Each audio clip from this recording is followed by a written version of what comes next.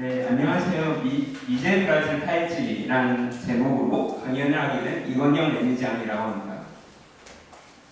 우선 보통 친구들끼리 어디 여행 가고 싶다 아니면 나 어디 갔다 온다 그런 얘기 많이 하잖아요. 제 주변 사람들의 경우에는 동남아 쪽으로 많이 가보고 실제로 유럽에 많이 여행을 가고 싶어 하더라고요. 그런 친구들한테 제가 그래 나 3년간 브라질에 어렸을 때 살다 왔는데 그러니까 일반적인 반응이 브라질? 거기 위험한 곳 아니야? 안 무서웠어? 라는 고지로 반응하더라고요. 그래서 그런 친구들을 보면서 우리나라에서 브라질이란 위험한 장소, 가기 좀 꺼려지는 장소로 인식되는구나 라는 걸 알게 되었습니다. 물론 브라질이 우리나라에서 멀리 떨어져 있고 언론에서 브라질이 언급될 때는 총기 사고가 있었다고 그런 뉴스가 많이 있기 때문에 충분히 그렇게 인식하실 수 있는데, 그래서 이번 강연을 통해서 진짜 브라질이란 나라가 어떤 나라인지 소개해드리기 위해서 이번 강연을 준비하였습니다.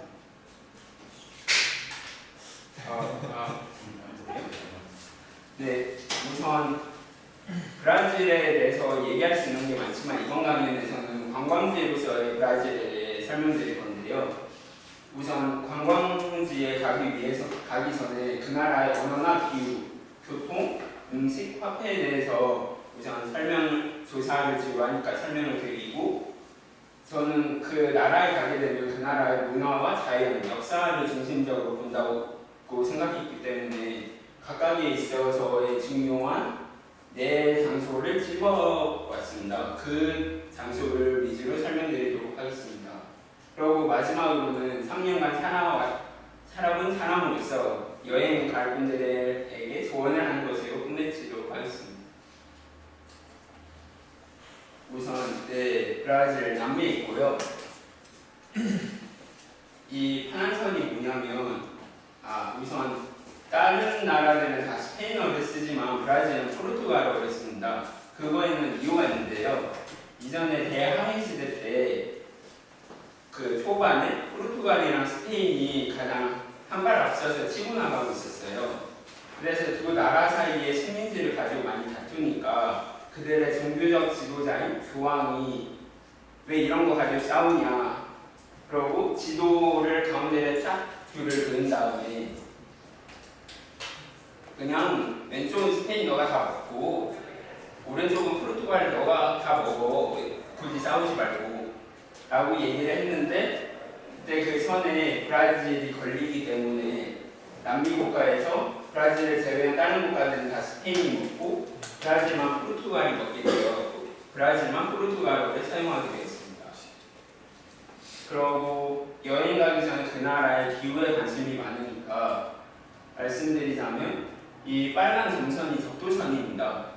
브라질의 윗부분은 다 적도에 가까이 있기 때문에 열대성 기후를 띠는데요. 그 사람들이 많이 사는 실제 브라질에서 중요한 리우데자네이루나 상파울루, 브라질리아 같은 경우에는 대서양 해변가 있습니다. 그래서 열대성 기후라거나 온대성 기후를 띄어서 거의 항상 20도씨 정도의 온도를 띄고 있습니다. 그래서 우리나라처럼 봄, 여름, 가을, 겨울 있고 우기와 건기로 나눌 수 있습니다.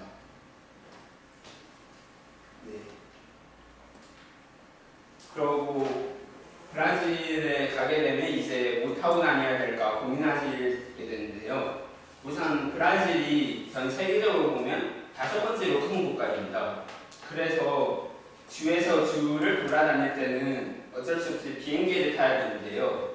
그래서 실제로 CIA에서 검색한 결과 브라질에는 4,093개에 달하는 공항이 있다고 합니다. 이거는 민간인이 주로 이용하는 공항만 표시해 놓은 건데요. 여기 표시되지 않는 곳까지 다 포함하면 4,093개나 된다고 합니다. 그리고 그 나라 안에서 비행기를 많이 타기 때문에 우리나라와 달리 저렴한 국내 항공이 참 많이 있다고 합니다. 그리고 도시 안에서는 주로 브라질 사람들은 버스와 지하철을 우리나라 저희처럼 쓰게 되는데요. 버스의 경우에는 우리나라와 달리 중간에 지원이 타고 있어서 카드나 현금을 중간에 타고 지원한테 가서 결제를 하게 됩니다. 그리고 우리나라와의 차이점은 버스 노선이 적고 같은 번호 101번이라고 해도 가는 노선이 달라요. 그래서 101번인데 이거 타면 갈 수 있겠지 하다가 다른 데로 갈 수 있기 때문에 그 여행객 입장에서는 사용하기 어렵습니다. 그리고 지하철의 경우에는 중요 도시에 주로 위치해 있고 티머니 이전 우리나라처럼 많이 투자 발달되지 않아서 티머니 이전 형태의 지하철인데요. 실제로 이게 브라질에서 쓰는 티켓이거든요. 그래서 이렇게 매표소에서 티켓을 끊어서 여기다가 티켓을 넣어서 타게 됩니다. 근데 버스나 지하철의 경우에는 여행객 입장에서는 타기 어렵기도 하고 위험할 수도 있고 하기 때문에 여행을 가면 주로 택시를 이용하는데요. 여기서 콘토디 택시랑 우리나라에서 보면 그 택시 정류장 같은 느낌인데 그곳에는 국가에서 인증해준 택시들만 쓸 수 있기 때문에 상대적으로 안전하기 때문에 여기서만 타야 합니다. 근데 이 브라질의 택시가 상대적으로 비싸기 때문에 요즘 여행객의 50% 이상이 우버를 사용한다고 합니다. 그리고 이제 화폐인데요. 그 브라질 가면 돈을 써야 되니까 환전도 해야 되고 하죠. 그래서 돈에 대해 설명드리자면 지페이의 경우에는 헤아를 사용합니다. 이게 앞면이고 이게 뒷면인데요. 앞면을 보면 다른 나라들은 각 돈마다 사람의 얼굴이 다른데 브라질은 그 그림이 다 똑같아요. 이 그림이 공화국의 수상이라는 건데요. 브라질이 그 왕정에서 공화국이 될 때 의미 있는 날이니까 이거를 기념할 수 있는 상징을 만들어 보자 해서 만든 건데 그 자신들이 공화국이라는 그 정신을 잃지 않기 위해 돈에 모두 다 이걸 넣었다고 합니다. 그리고 이 돈의 뒷면에는 브라질에 살고 있는 동물의 그림을 넣었습니다. 가장 관심 있는 건 이런 것보다 시세일 텐데요. 제가 인터넷을 검색해보니까 현재 우리나라의 1,000원이 브라질에서는 4해알 정도의 그 4해알 정도라고 합니다. 그러니까 2해알 같은 경우에는 실질적으로 주로 팁 줄 때 주로 쓰고 물건 거래할 때는 별로 안 쓰죠. 네. 그럼 이제 돈에 대해 알아봤으니까 가서 먹어야겠죠? 우선 이거는 브라질 사람들이 정말 많이 먹는 음식들인데요. 파스텔의 경우에는 튀김 만두입니다. 브라질 사람들이 아침에 정말 많이 먹는데요. 이 그림에서는 안에 새우가 들어갔지만 소고기를 넣을 수도 있고 돼지고기를 넣을 수도 있고 자기 자유이죠. 네. 그리고 점심으로는 페이조아다라는 걸 먹는데요. 이 페이조아다라는 거는 네, 검은 콩이랑 그 고기들을 섞어서 섞은 다음에 끓인 거예요. 우리나라로 치면 카레나 그 짜장 같은 식으로 저기다 밥을 비벼 먹습니다. 제가 브라질에 학교 다닐 때는 매 점심 때 페이조아다랑 밥이 나왔어요. 약간 우리나라의 국 같은 게. 그리고 마지막으로 슈아시코인데요. 이거는 그 고기를 꼬챙이에 꽂아서 불로 구운 다음에 직접 요리사가 돌아다니면서 먹고 싶은 만큼 썰어줍니다. 그래서 일반적으로 검색해볼 때 브라질 음식 하면 항상 이 슈아시코가 가장 먼저 나옵니다. 근데 상대적으로 비싸기 때문에 브라질 사람들도 저녁에 회식 자리에서나 먹을 수 있는 그런 음식입니다. 그래서 브라질에 만약 가시게 된다면 꼭 드시는 걸 추천드립니다. 그리고 밑에는 음료수인데요. 이거는 과라나라는 브라질 음료인데 브라질 탄산음료인데 우리나라에서 탄산음료 하면 사이다랑 콜라라면 브라질에서 탄산음료 주세요 라고 하면 콜라 아니면 과라나를 마실 정도로 정말 많이 마십니다. 그리고 브라질이 세계 최대 그 커피 생산국이기 때문에 당연히 커피를 많이 마시겠죠. 네.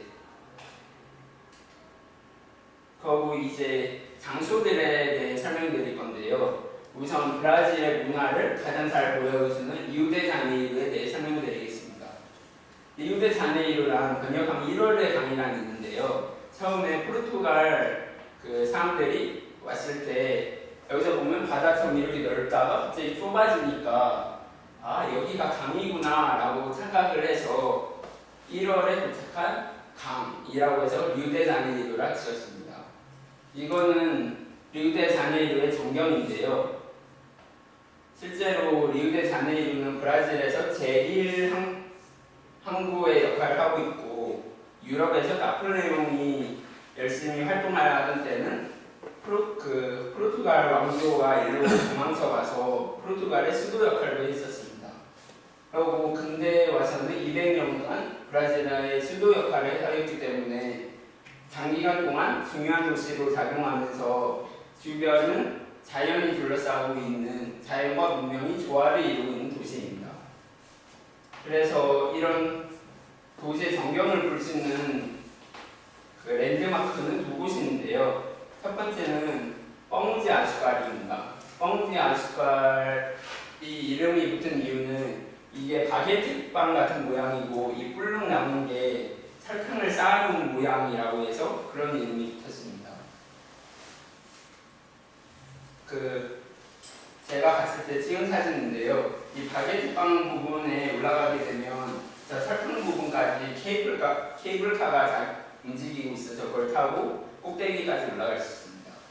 이 옆에는 저 꼭대기에서 찍은 야경입니다. 네. 그리고 또 다른 전경을 볼 수 있는 장소는 예술상이 있는 언덕인데요. 세계 7대 문화사의 중에 하나로 그 독립 100주년을 맞아서 브라질에서 6년간 투자해가지고 조립해서 만든 상이라고 합니다. 근데 실제로 가보면 사실 별 볼 것 없어요. 그냥 예술 석상이에요. 근데 사람들이 정말 많이 가는 이유가 예술상을 보겠다기보다는 이 야경을 보기 위해서인데요. 브라질에서 가장 아름다운, 아니 전 세계적으로 아름다운 야경이라고 합니다. 실제로 가서 보시면 좋겠네요. 그리고 브라질 하면 카니발, 삼바를 빼놓을 수가 없는데요. 실제로 브라질에서 이런 말이 있어요. 딸을 낳으면 삼바를 시키고 남자를 낳으면 축구를 시켜요. 그 정도로 축구와 삼바의 나라인데요, 브라질이. 실제로 카니발 중에서도 리우 카니발이 가장 유명합니다. 일단 세계 3대 축제 중에 하나이고 6월 말에서 3월초 동안 5일 동안 진행합니다. 이 카니발 기간 동안에는 브라질에는 삼박교라는 데가 있는데 거기서 1년 동안 준비해서 이날 퍼레이드를 통해서 경연을 합니다. 네, 그래서 그 퍼레이드를 보시고 나면 에버랜드에서 퍼레이드 하잖아요, 저녁에. 그걸 보면서 이 안고 빠진 찌빵 뭐지? 왜 이런 걸 보는 거지? 라는 생각이 들 정도로 몇십 배 화려하고 규모가 크고 아름답습니다. 꼭 보십시오. 그리고 이제 축구 하면 축구의 랜드마크는 마라카냐 경기장인데요. 이곳은 1950년도에 브라질에서 월드컵을 할 때 그것을 위해서 만든 경기장인데요. 세계 최대 규모의 경기장 중 하나로 그 브라질에서 언급되는 중요한 축구 사건, 역사들이 주로 일어났던 장소입니다. 즉 브라질의 축구 역사의 유산입니다. 가시면 꼭 보시면 좋겠습니다. 그리고 브라질 사람들의 70%가 카톨릭입니다. 그래서 성당이 많은데요. 그 중에서도 가장 브라질의 유명한 성당 중 하나가 메트로폴리타나 성당입니다. 이곳은 다른 성당이랑 모양이 좀 다른데요. 잘린 옥수수 모양이고 높이가 68m가 됩니다. 그래서 안으로 들어가게 되면 옥상에 십자가 문양으로 창이 나 있고 사방으로 스테인글라스로 창이 돼 있어서 쫙 빛이 들어오며 안에 들어가면 약간 황홀한 이뤄야겠다라는 생각이 들 정도로 좋습니다. 이거는 내부 모습인데요. 저기 옥상에서 쭉 해가지고 십자가를 이렇게 가운데에 걸어놨습니다. 다른 데서는 보기 힘든 모습이죠. 모양이죠. 그래서 기독교나 아니면 천주교나 믿으신다면 한번 꼭 가보시라고 말씀드리고 싶습니다.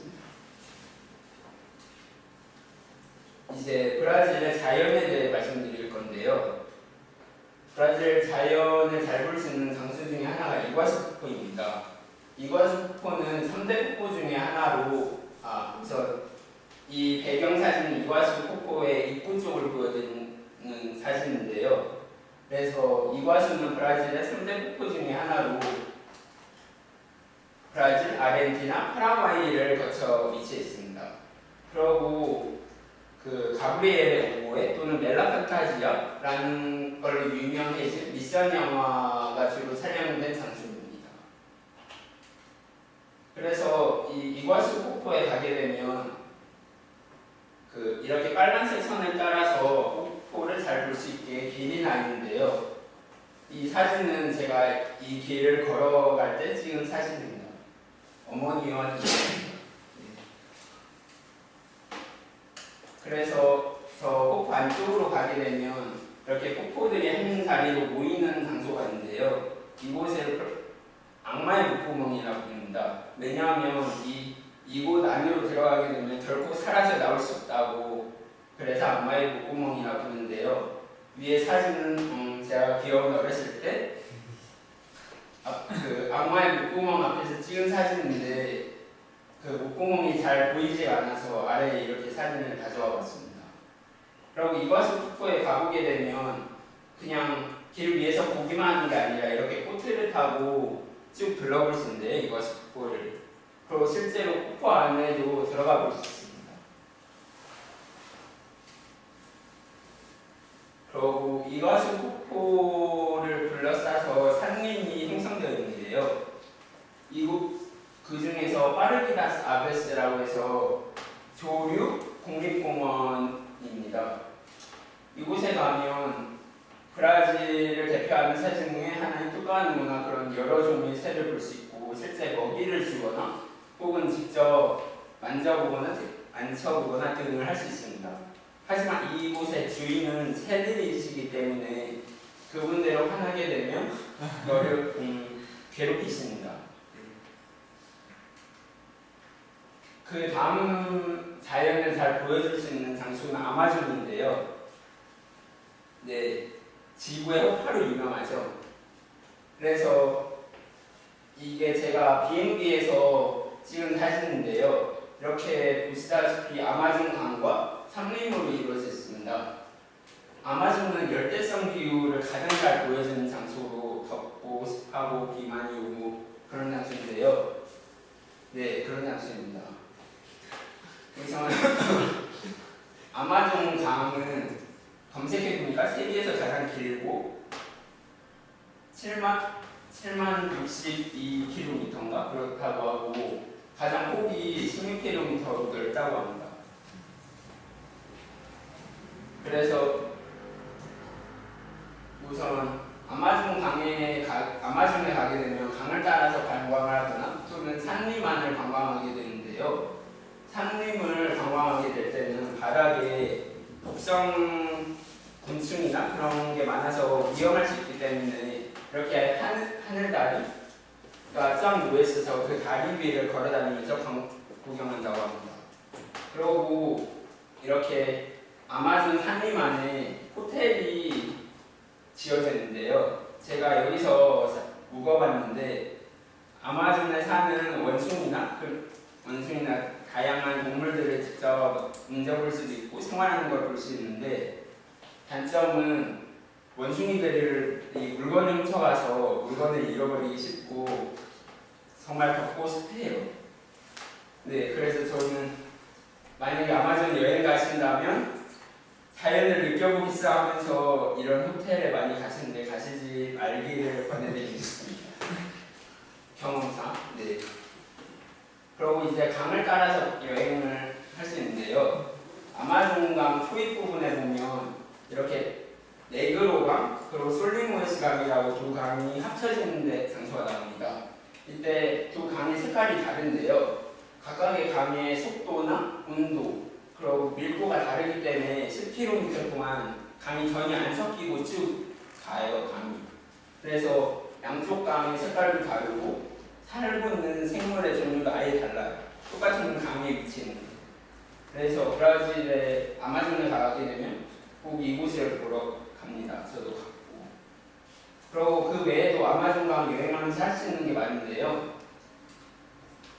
네, 당연히 강이니까 배를 타고 이동하고 그 아마존에만 사는 최대 5m까지 자라는 감수어 삐라루꾸가 있는데요. 이곳 사람들은 이 삐라루꾸를 양식장에서 직접 키운다고 하길래 이렇게 양식장을 구경할 수도 있고 또는 브라질 원주민들이 키우는 애완동물로 아마존 동물들을 키우는데 직접 만져보고 체험해볼 수 있는데 여기서 이 뱀은 아나콘다 새끼입니다. 그래서 이렇게 혐오할 때 두려워하실 때 이렇게 새끼를 만져볼 수도 있고 또는 브라질 그 아마존 하면 삐라냐가 유명한데 고기를 찍어가지고 직접 삐라냐를 낚시도 해볼 수 있습니다. 제가 어제 직접 해봤는데 생각보다 삐라냐가 안 잡히더라고요. 꼭 가셔서 잡아보시면 좋겠습니다. 그리고 야간에는 배 타고 나가서 이렇게 야생 새끼 악어를 직접 사냥 아니고 잡아볼 수 있는데요. 당연히 이렇게 사진 찍고 다 놔줘야 된다. 안 그러면 어미 악어가 공격할 수 있기 때문에 네, 실제로 공격당한 그런 사고도 옛날에 있을 때요. 저는 다행히 안 일어났지만 네, 그래서 조심해야 됩니다. 아무튼 이런 것들을 할 수 있고 아마존 하면 원주민을 빼놓을 수 없는데요. 실제 원주민 마을을 방문해서 이렇게 원주민 사람들이 추는 전통춤도 구경하고 실제로 어울릴 수 있는 그런 좋은 경험을 해보실 수 있습니다. 그리고 이제 마지막으로 브라질의 역사를 잘 보여주는 미나스제라시에 대해 말씀드릴 건데요. 그동안 이곳은 금광이나 다이아몬드 채굴장이 나오면서 발달한 지역인데요. 그 이전에는 대서양 해안가에서만 사람들이 주로 살았다고 합니다. 굳이 안으로 안 들어가고. 근데 이렇게 금광이랑 다이아몬드가 발견되면서 사람들이 내륙 지방으로 이동하게 되었고 이곳에서 이것들을 캐면서 나온 돈으로 그 바로크 양식이나 아니면 18세기에 그때 건축 양식을 많이 지었습니다. 그리고 그때의 부를 바탕으로 포르투갈을 상대로 독립운동도 이곳에서 많이 일어났고요. 그런 시기에 수도로 있었던 오uro 프레토가 역사도시로 지정되고 지금 세계문화유산 중에 하나라고 합니다. 우리나라로 따지면 그 전주의 한옥마을 같은 그 전통도시입니다. 그래서 가시면 특별히 랜드마크라기보다는 이 마을 전체를 천천히 걸어다니면서 관광하시면 참 좋을 것 같습니다. 그동안 장소나 여러 가지 브라질에 대한 기본 정보를 전달드렸는데요. 이제 살아본 사람으로서 몇 가지 조언을 드리자면 우선은 건강. 브라질은 우리나라와 정확히 12시간 시간차가 나요. 요새 밤 9시면 거기 아침 9시인 거죠. 그리고 실제로 브라질 갈 때까지 비행기에서 24시간을 있어야 되기 때문에 그곳에 도착하게 되면 나는 아침 9시라고 오는 느낌인데 밤 9시인 거죠. 그런 것 때문에 많이 피로를 느끼고 하기 때문에 꼭 약 잘 챙겨가시고 애초에 건강한 상태를 유지하시면 좋겠고요. 네, 안전. 브라질이 밤에는 위험한 지역이 있거든요. 그렇기 때문에 위험한 지역 다니실 때는 걸어 다니시지 마시고 차나 그런 거 타고 이동하셔야 되고 밤에 나가실 때는 혹시 모르기 때문에 적절한 현금을 들고 다니시는 것을 권해드리고 싶습니다. 그러다 무조건 만난다는 건 아니에요, 강도를. 만약 이런 게 있으니까. 그리고 준비성. 브라질 사람들이 참 많이 하는 말이 따봉입니다. 굿, 좋다는 의미인데요. 이 사람들은 이 말을 너무 많이 해요, 따봉이라는 말을. 문제가 뭐가 해결이 안 되는데도 그냥 따봉이라고 해요. 그래서 브라질 사람들이 있고, 아, 물건이 오겠지, 아니면 뭐 약속 잘 스케줄 정리돼 있겠지 라고 하다가는 뒤통수 맞습니다. 그러니까 스스로 직접 그런 거를 잘 챙겨주셔야 돼요. 브라질을 여행 가게 되시면 준비하고. 네. 지금까지 브라질에 대해서 설명드렸는데요. 이제 더 이상 미지의 장소가 아니길 바라고 오브리가도 벨라 갱성 네, 경청해 주셔서 감사합니다.